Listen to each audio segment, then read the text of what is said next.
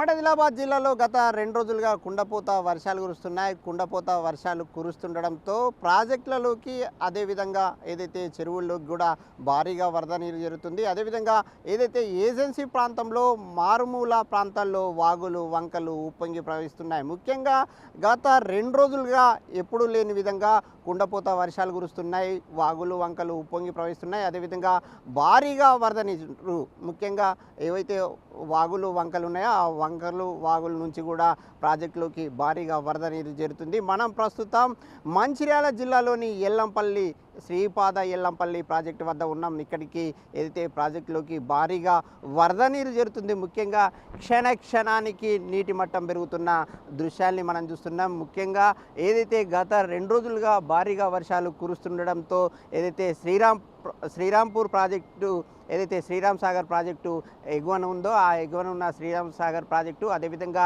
Kadem project నుంచి కూడా ఏదైతే గేట్లనెత్తి దిగువకు నీటిని వదులుతున్నారు. దాంతో ఏదైతే ఎల్లంపల్లి శ్రీపాద ఎల్లంపల్లి ప్రాజెక్టులో కూడా భారీగా వరద నీరు వచ్చి చేరుతుంది. ముఖ్యంగా కడెం ప్రాజెక్టులోని ఏదైతే 18 గేట్లలో 10 గేట్లను ఎత్తివేసి 83,000 క్యూసెక్కుల నీటిని వదులుతున్నారు. అదేవిధంగా శ్రీరామ్ సాగర్ ప్రాజెక్టు నుంచి కూడా భారీగా వరద నీరు దిగువకు వదలడంతో ఏదైతే భారీగా వరద నీరు వచ్చి చేరుతుంది. అదేవిధంగా ఏదైతే ఎగువ ప్రాంతంలో భారీగా వర్షాలు కురవడంతో ఆ ప్రాంతం నుంచి కూడా ఏదైతే క్యాచ్మెంట్ ఏరియా నుంచి భారీగా వరద నీరు ఎల్లంపల్లి ప్రాజెక్టులోకి చేరుతుంది.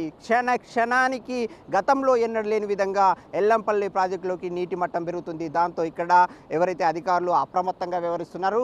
గేట్లను ఎత్తివేసి ఎల్లంపల్లి ప్రాజెక్టుకు 60 గేట్లు ఉన్నాయి. 60 గేట్లలో 30 గేట్లను ఎత్తివేసి ఏదైతే దిగువకు నీటిని వదులుతున్నారు. ముఖ్యంగా రికార్డు స్థాయిలో 6,55,000 క్యూసెక్కుల నీటిని 30 గేట్లను ఎత్తివేసి దిగువకు వదులుతున్న దృశ్యాల్ని మనం చూస్తున్నాం. ముఖ్యంగా ఏదైతే ఎల్లంపల్లి ప్రాజెక్టులోకి 3,55,000 క్యూసెక్కుల ఇన్ఫ్లో ఉంటే అధికారులు అప్రమత్తంగా వ్యవహరిస్తున్నారు. ముఖ్యంగా ఏదైతే ఎగువ ప్రాంతంలో భారీగా వర్షాలు కురవడంతో ఇంకా ఏదైతే ఇన్ఫ్లో పెరుగుతుందనే అంచనాతో అధికారులు ఎప్పటికప్పుడు అప్రమవుతున్నారు. ఇప్పటికే 7 లక్షల నుంచి 10 లక్షల వరకు ఇన్ఫ్లో పెరిగే అవకాశం ఉన్న నేపథ్యంలో అధికారులు అప్రమత్తంగా వ్యవహరిస్తూ ముఖ్యంగా 30 గేట్లను ఎత్తివేసి 6,55,000 ఏదైతే నీటిని దిగువకు వదలడం జరిగింది. మనం చూస్తున్న గోదావరి ఏదైతే ఉందో గోదావరి ఎల్లంపల్లి ప్రాజెక్టు నుంచి ఏదైతే నీటిని విడుదల చేయడంతో ఒక ఉప్పొంగి ప్రవహిస్తున్న దృశ్యాల్ని చూస్తున్నాం. ముఖ్యంగా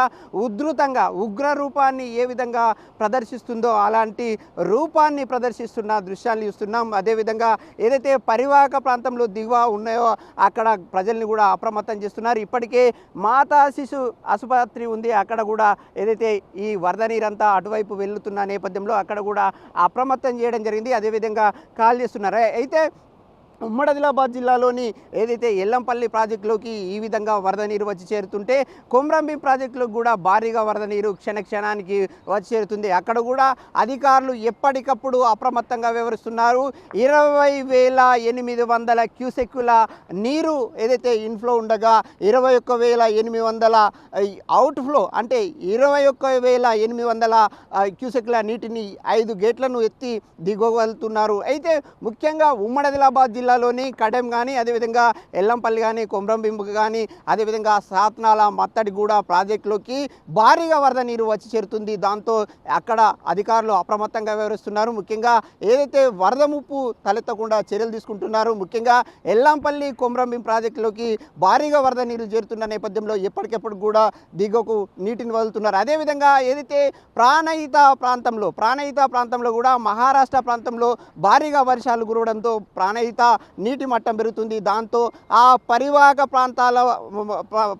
ప్రాంతాల్లోని ప్రజల్ని అప్రమత్తం చేస్తున్నారు. ముఖ్యంగా కౌటాల, చింతలమానేపల్లి, దయాగాం అదేవిధంగా కోటపల్లి వరకు కూడా ఆ పరివాహక ప్రాంతాల మండలాల్ని అధికారులు అప్రమత్తం చేస్తున్నారు. లోతట్టు ప్రాంతాల ప్రజలు ఏదైతే పరివాహక ప్రాంతాలు కానీ అదేవిధంగా నది తీరం వైపు వెళ్ళవద్దని ఇప్పటికే హెచ్చరికలు జారీ చేశారు. ముఖ్యంగా ఏదైతే లోతట్టు ప్రాంతాలు ఉన్నాయో లోతట్టు ప్రాంతాలందరూ కూడా అప్రమత్తంగా ఉండే విధంగా ఒకవైపు పోలీస్ అధికారులు, మరొక వైపు రెవెన్యూకు సంబంధించిన అధికారులు ఎప్పటికప్పుడు అప్రమత్తంగా వ్యవహరిస్తున్నారు. అదేవిధంగా కొన్ని లోతట్టు ప్రాంతాల్లో ఏదైతే ఆసిఫాబాద్ జిల్లా కేంద్రంలోని కొన్ని లోతట్టు ప్రాంతంలో నీరు చేరడంతో అక్కడ కూడా అధికారులు అప్రమత్తంగా వ్యవహరించడం జరిగింది. అక్కడ ఉన్న ప్రాంతాల ఎవరైతే ప్రజలు ఉన్నారో వారిని సురక్షితమైన ప్రాంతాలకి తరలిస్తూ ఎప్పటికప్పుడు ఉమ్మడి ఆదిలాబాద్ జిల్లాలో ఏదైతే వరద ముప్పు వల్ల ప్రజలు ఇబ్బందులు పడకుండా చర్యలు తీసుకుంటున్న పరిస్థితులు ఉమ్మడి ఆదిలాబాద్ జిల్లాలో నెలకొన్నాయి. కెమెరామెన్ శ్రీనివాస్తో అంజయ్య, BT న్యూస్, మంచిర్యాల జిల్లా. For more videos like this, subscribe Big TV channel.